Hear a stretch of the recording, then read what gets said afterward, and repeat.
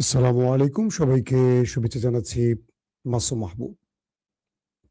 রাতের লাইভ সেশনে আপনাদের জন্য রয়েছে বেশ কিছু গুরুত্বপূর্ণ খবর। প্রথম গুরুত্বপূর্ণ খবর, আমেরিকার ট্রাম্পের হাত থেকে অল্পের জন্য বেঁচে গেল মুসলিম সভ্যতার দেশ ইরান। দ্বিতীয় গুরুত্বপূর্ণ খবর,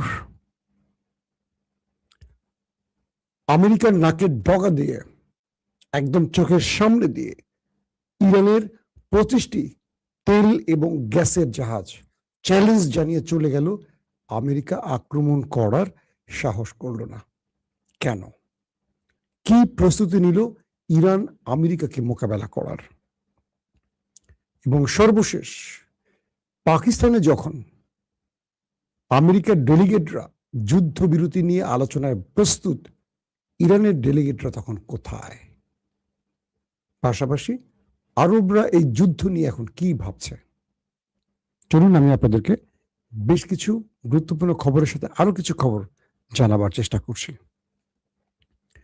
প্রথম যে খবরটি দিয়ে শুরু করতে চাই, মার্কিন যুক্তরাষ্ট্রের ভেতরে প্রায় 60 জন সাবেক সেনা সদস্য গ্রেফতার হয়েছে। কোথায়? মার্কিন যুক্তরাষ্ট্রের ভেতরে ক্যাপিটাল হিলের সামনে। মোট 62 জন গ্রেফতার হয়েছে, এর মধ্যে 60 জন সাবেক মার্কিন সেনা অফিসার। তারা ক্যাপিটাল হিলের সামনে হাতে লাল টিউলিপ নিয়ে ট্রাম্প সরকারের বিরোধিতা করছিল। লাল টিউলিপ দিয়ে তারা বোঝাতে চেয়েছে তারা ইরানের পক্ষে, অর্থাৎ আমেরিকার সেনারা ইরানের নাগরিকদের যেভাবে হত্যা করেছে এটার বিরোধিতা করার জন্য। আবারও বলছি, আপনি হয়তো শুনতে পাননি, ভুল করছেন না। সাবেক মার্কিন সেনাদের 60 জন ক্যাপিটাল হিলের সামনে লাল টিউলিপ নিয়ে দাঁড়িয়ে প্রতিবাদ করছিল মার্কিন সেনারা যে ইরানের নাগরিকদের হত্যা করেছে তার প্রতিবাদ জানাতে। এবং তারা বলছে যে ট্রাম্পকে যুদ্ধ বন্ধ করো।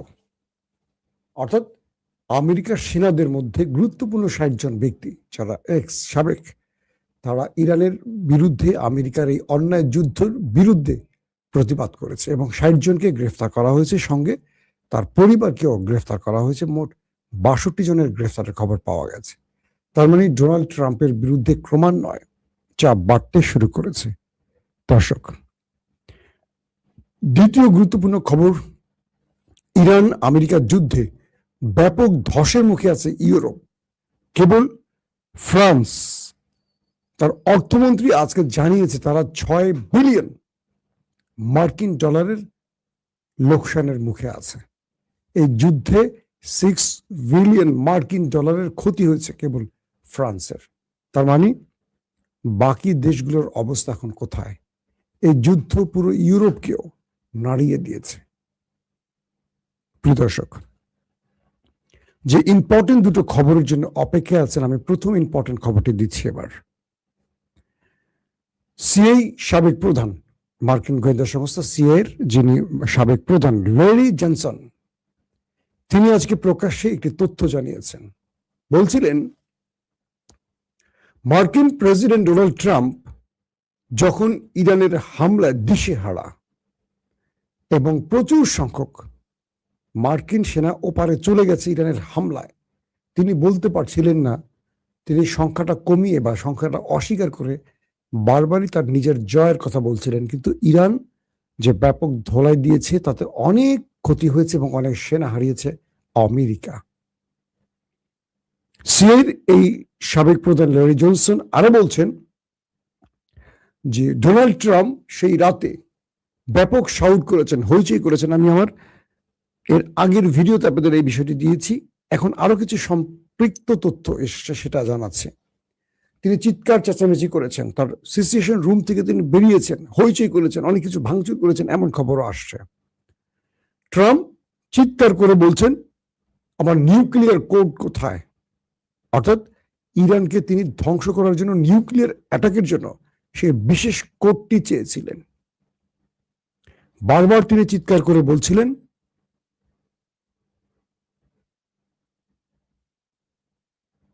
একজন লিখছে বিলের মধ্যে খালে বসে লাইভ দেখছিলাম। ও, এখন রাতে বিলের মধ্যে বসে আছেন, গুড, মৃদু বাতাসে বসে আছেন না ভাই? বাইরে তো অনেক গরম। তো তিনি ইরানকে যে বললো যে পুরো বিশ্ব সভ্যতা থেকে ইরানকে মুছে ফেলবেন, এই বক্তব্যের পর তিনি তার টিমকে বারবার বলছিলেন আমার নিউক্লিয়ার কোড কোথায়? কে? মার্কিন প্রেসিডেন্ট ডোনাল্ড ট্রাম্প। এরপর তার সামনে হাজির হন মার্কিন চিফ অফ স্টাফ চেয়ারম্যান ডন কেন। তার ছবিটা একটু দেখায় আপনাদের।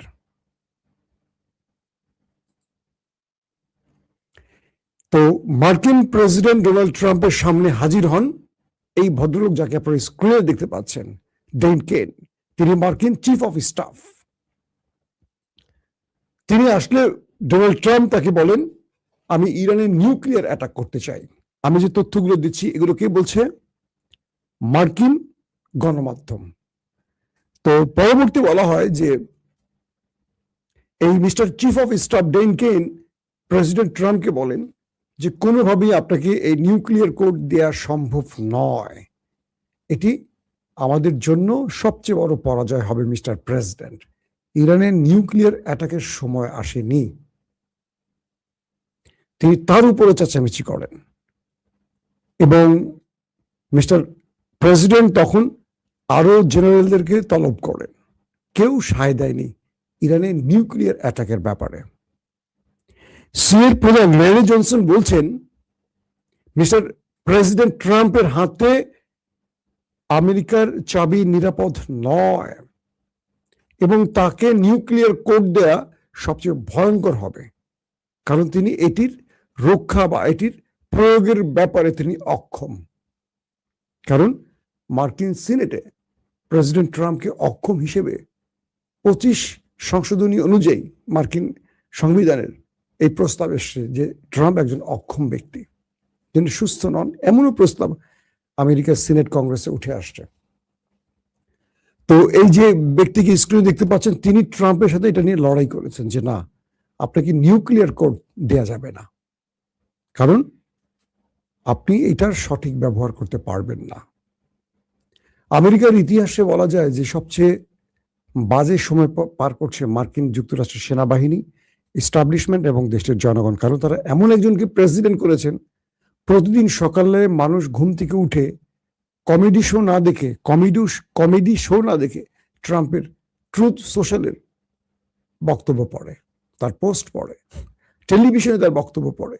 পৃথিবীর একমাত্র মার্কিন প্রেসিডেন্ট যিনি নিজে নোবেল দাবি করেছে, শুধু দাবি করেননি, কিছু রাষ্ট্রকে দিয়ে তিনি দাবি বা প্রস্তাব তুলেছেন। এর মধ্যে পাকিস্তান নামক একটি দেশ ইমরানকে সরিয়ে যে অবৈধ সরকার ক্ষমতায় বসছে এবং অবৈধ সেনাপ্রধান আসিম মনির তাকে দিও এবং শাহবাজ শরীফকে দিও নোবেল কমিটির উপর বা নোবেল কমিটির কাছে প্রস্তাব পাঠিয়েছিলেন এই ট্রাম্প যে তাকে শান্তিতে নোবেল দেয়া হোক। এইরকম ঘটনা দ্বিতীয়বার ঘটেনি যে আমেরিকার প্রেসিডেন্ট কেবল নিজে নোবেল চাইছেন, নিজে ভিক্ষুকের মতো আমাকে একটা নোবেল দেয়া হোক। শুধু আরেকজন আছেন, পৃথিবীর আরেকজন অন্যতম সফল রাষ্ট্রনায়ক, সফল, এবং তার হাতে অজস্র না হাজার হাজার মানুষ গুম খুনের ক্রস ফায়ারের শিকার হয়েছিলেন। তিনি হলেন বাংলাদেশের মানস কন্যা শেখ হাসিনা। বুঝছেন? আপনারা ভালো করে বুঝছেন আর কথাটা। ট্রাম্প ছাড়া আরেকজন নোবেলের জন্য অপেক্ষায় ছিলেন, তিনি হলেন শেখ হাসিনা, যিনি অজস্র মানুষকে গুম করেছেন, খুন করেছেন, ক্রস ফায়ারে মেরেছেন ক্ষমতার জন্য। তারপরে বলছেন আমি কি অন্যায় করছি? তিনি বলতেছেন ভারতে বসে আমি কি অন্যায় করছি? আমি তো এই দেশের জন্য অনেক কিছু করছি। বুঝছেন না আপনারা? তিনি অনেক কিছু করছেন আমাদের দেশের লগি। মানুষ মারি সব সাফা করিয়া লাইছে। ভাই আমি কিন্তু নোয়াখালীর মানুষ না, কেউ নোয়াখালীর মানুষ ভাইবেন না আমাকে। তো নোবেলের জন্য যে ট্রাম্প পাগলামি করছেন, তিনি নিউক্লিয়ার কোড চাচ্ছেন মার্কিন জেনারেলদের কাছে, তিনি ইরানকে শেষ করে ফেলবেন, তাকে দেয়া হয়নি। তার মানে একটা বড় বিপদ থেকে ইরান বেঁচে গেছে। পুরো ইরানকে তিনি ধ্বংস করতে চেয়েছেন নিউক্লিয়ার দিয়ে। Full stop. আসেন, ওয়াল স্ট্রিট জার্নাল আজকে আরেকটি খবর ব্রেক করেছে, মার্কিন গণমাধ্যম ওয়াল স্ট্রিট জার্নাল। তারা বলছে যে আজকে মানে গত 24 ঘন্টা আগে হরমুজে যে নাটকীয় ঘটনা ঘটেছে, ইরানের একটা কার্গো জাহাজ আটক, ইরান ড্রোন অ্যাটাক চালানো, তারপর আমেরিকাকে চ্যালেঞ্জ জানিয়ে দিল ইরান যে আমি আবার হরমুজ দিয়ে আমার তেল গ্যাস পাঠাবো, পারলে তুমি ঠেকাও। আমেরিকা বললো ইরান তুমি সাহস করো না, খেয়ে ফেলবো তোমাকে, আসো তুমি পারলে। ইরান কি করছে জানেন? ভয়ে চুপচাপ করে বাসায় পালিয়ে গেছে, তাই না? বিশ্বাস করছেন? আমেরিকা যখন ইরানকে বলছে তুমি হরমুজে আসলে তোমার খেয়ে ফেলবো, ইরান ভয় খাতার নিচে ঢুকে বসে গেছে। বিশ্বাস করছেন নাকি আপনারা? কমেন্ট করেন দেখি। ইরান কি করছে?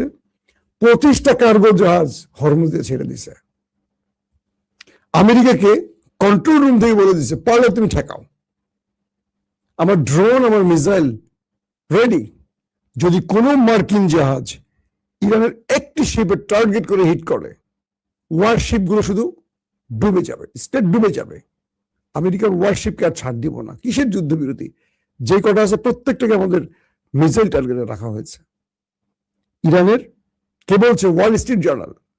ইরানের 25টি তেলের জাহাজ বা গ্যাসের জাহাজ সম্মিলিত 25টি মার্কিন যুক্তরাষ্ট্রের নাকের ডগা দিয়ে সুর করে চলে গেল। আমেরিকার নেভি চেয়ে চেয়ে দেখলো, খেপে গেল ট্রাম্প, এই নেভি কি করলা তোমরা, আমার তো নাক কেটে দিলে তোমরা। নেভি বলল মিস্টার প্রেসিডেন্ট, যদি আমরা ইরানের কোনো জাহাজে অ্যাটাক করতাম আমাদের ওয়ারশিপ গুলো ডুবে যেত। কারণ ইরান এই বার্তাটি আমাদের দিয়েছে যে আমরা 25টি কার্গো জাহাজ পাঠালাম, যদি একটিতে পারো টার্গেট করো, তারপরে ইরান যেটা করবে সেটার জন্য প্রস্তুত থেকো। এই খবরটি এখন আপনাদের কেউ দেয়নি, কালকে হয়তো পাবেন খবরটি। মাসুম ভাই আপনাদেরকে কিছু খবর সবার আগে দেবার চেষ্টা করে। তো অনেকে আজকে যারা দেখবেন না এই খবর, তারা মাসুম ভাই মানে গুল মারছে, কালকে পেয়ে যাবেন, বা ওয়াল স্ট্রিট জার্নাল একটু চেক করেন কষ্ট করে। তো ইরান আমেরিকাকে কিভাবে সাগরে থ্রেড দিয়ে পার হয়েছে বুঝতে পারছেন? আমেরিকার নেভি অসহায়ের মতো শুধু তাকিয়ে থাকলো, কিচ্ছু করতে পারলো না। ইরান বিশ্ব শক্তিকে বা বিশ্ব শক্তির নাম্বার ওয়ান রাষ্ট্রকে, পরাশক্তির নাম্বার ওয়ান রাষ্ট্রকে, মাটির জমিনে সবচেয়ে পাওয়ারফুল রাষ্ট্রকে কিভাবে থ্রেড দিয়ে কিভাবে মানে তার কাজটি করে নিচ্ছে। একটি জাহাজকেও আমেরিকা টার্গেট করতে পারেনি। ট্রাম্পের মাথা পুরো নষ্ট হয়ে গেছে যে কি করছে আমার নেভি, ওরা ইরানকে ভয় পাচ্ছে কেন? ইরান বলছে হরমুজ আমাদের, হরমুজে আমরা যা বলবো তাই হবে, তুমি না, তুমি আসতে থাকো, কিছুক্ষণ তেল ফুরাও, কিছু খাও, তারপর চলে যাও। পাকিস্তানে পৌঁছে গেছে মার্কিন ডেলিগেট, অবসর সময় পার করছেন, ঘুরছেন, বেড়াচ্ছেন, আর তাকিয়ে আছেন আসমানের দিকে। ওমর খোদা, দুইটা পাকিস্তানের কি দুইটা ইরানের ডেলিগেট আসো একটু আলোচনা করি। ইরানের ডেলিগেটরা এই লাইফটি করা পর্যন্ত কেউ পাকিস্তানের উদ্দেশ্যে রওনা হয়নি। আসিম মনি প্রেসিডেন্ট ট্রাম্পকে বলছেন আপনি একটু মুখটা বন্ধ রাখবেন মিস্টার প্রেসিডেন্ট, আপনি কি যে বলেন নিজেও জানেন না, আমাকে দিয়ে এত কষ্ট করাচ্ছেন এই যুদ্ধ বিরতির জন্য, আমি একবার এই দেশ একবার ওই দেশ, একবার আপনার কাছে একবার ওই দেশে যাই, অ্যাটলিস্ট পাকিস্তানে আমার জনপ্রিয়তা একটু বাড়াতে চাই, কারণ আমি ইমরানকে জেলে ঢুকিয়ে রাখছি অন্যায় ভাবে, অ্যাটলিস্ট আপনার চামচামি করে যদি আমার ইজ্জতটা রক্ষা হয় সেজন্য আমি চেষ্টা করে যাচ্ছি। কিন্তু আপনি তো সকালে একটা বলেন বিকেলে একটা বলেন, কারণ ইরান বলে দিয়েছে যতক্ষণ হরমুজ থেকে মার্কিন নৌবাহিনী মানে নৌবহর বা ওয়ারশিপ চলে না যাবে এবং আমেরিকার প্রেসিডেন্ট এই উড়াদুরা কথা বন্ধ না করবে, শেখ হাসিনা মার্কার কথা বন্ধ না করবে, আমরা আমেরিকার সাথে বসবো না।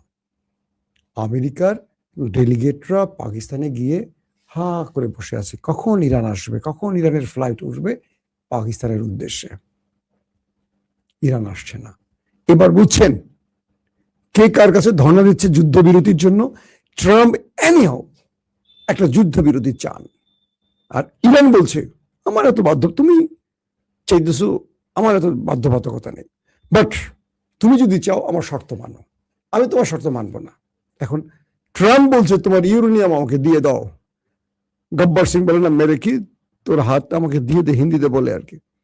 এখন আমেরিকা বলছে মিস্টার ইরান তোমার ইউরেনিয়ামটা আমাকে দিয়ে একটু ইজ্জত বাঁচাও, তুমি তো বহুত মারছো আমারে, বহুত সিস্টেম করছো, এবার তুমি আমাকে একটু রক্ষা করো। ইরান বলছে পৃথিবী উল্টে গেল, আমার ইউরেনিয়াম তোমাকে দেয়া হবে না, তুমি যা খুশি করো, এই ইউরেনিয়াম তুমি মরে গেলেও পাবে না।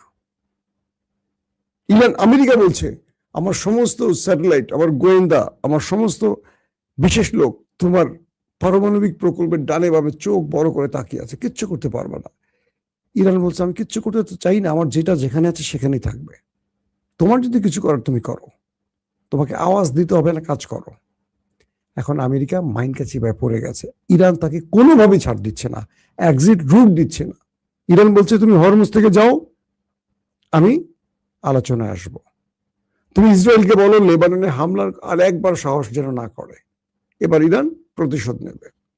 তুমি হরমুজে তো ঢুকবে না, শুধু তাই নয়, তুমি আমার শর্তগুলোকে ভালো করে আরেকবার রিভিউ করো, পড়ো, তারপর আলোচনায় আসো। আলোচনা টেবিলে বসে পাগলামি করার কোনো দরকার নেই। ইরানের প্রেসিডেন্ট, স্পিকার, পররাষ্ট্রমন্ত্রী, গুরুত্বপূর্ণ ব্যক্তিরা চোখ বন্ধ করে বসে আছেন, আমেরিকার কোনো কথা সায় দিচ্ছেন না, শুধু বলছেন আগে আমাদের কথা শোনো, তারপর আমরা আসব। আগামীকালকে ধারণা করা যাচ্ছে যে যদি আজকে ট্রাম্প কোনো গ্রিন সিগন্যাল পাকিস্তানকে দেয় যে ইরানের এই দাবিগুলো মানা হবে বা কিছু, তাহলে আগামীকালকে হয়তো ইরানের কোনো প্রতিনিধি দল আসতে পারে, নতুবা আসবে না।